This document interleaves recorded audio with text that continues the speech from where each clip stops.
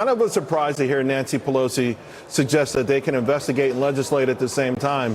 But how seriously should we take her? I think you should take it seriously, Charles. Do I wish we weren't wasting time on so many investigations? Of course I do. But we can multitask here. And this trade agreement is not important to Republicans. It's not important to Democrats. It's important to America. And that's what we've all been called here to do. Nancy Pelosi knows that. I know that. President Trump knows that. We can get together and get that done. So we just got a great deal for American farmers with Japan. China signaling that they're going to buy more soybeans as they come into this meeting in 2 weeks, perhaps 35 million tons next year. USMCA would just really, and it would even be better. Who could be opposed to this?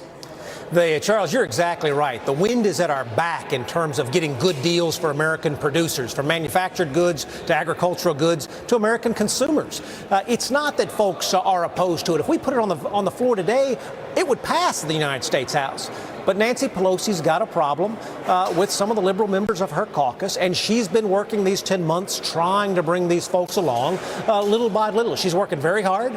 She's going to get it done, and we're going to get this deal done for the American people. So Nancy Pelosi, of course, is a great historian. She understands the implications of going down impeachment. To your point, AOC put out this really harsh tweet over the weekend. A few other members probably pushed her. She said, OK, we'll launch the inquiry. But she probably knows this isn't going anywhere.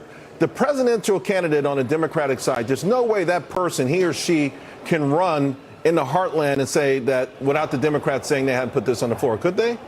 You're exactly right, Charles.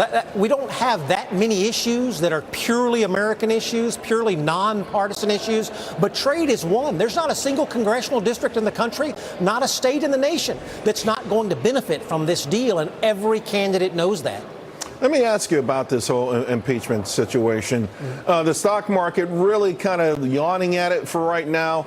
I'm no legal expert, but I read through the phone call transcripts, and I think it was disingenuous the way many news organizations put it out there. But in the halls of Congress, is there really that much of an appetite to go after this?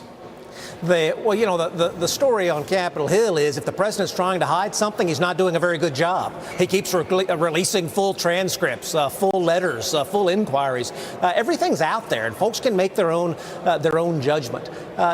During the Nixon impeachment, we were still able to pass a trade deal. During the Clinton impeachment, we were still able to get some work done on Capitol Hill. We can do both.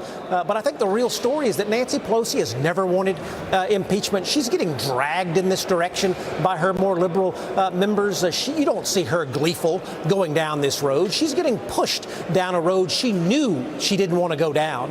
And they're going to be sad that they did go down this road. It's bad for their elections, but more importantly, it's bad for America. Real quick, your thoughts on the Democratic side. Looks like Elizabeth Warren is becoming a juggernaut.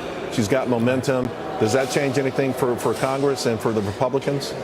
I think that's great news for Republicans, Charles. I worry about Joe Biden. He's a reasonable guy who's got a record of making deals. The more we can get a liberal ideologue on the Democratic side of the aisle, the easier it makes for Republicans to win. And Elizabeth Warren is a great person to fill that role.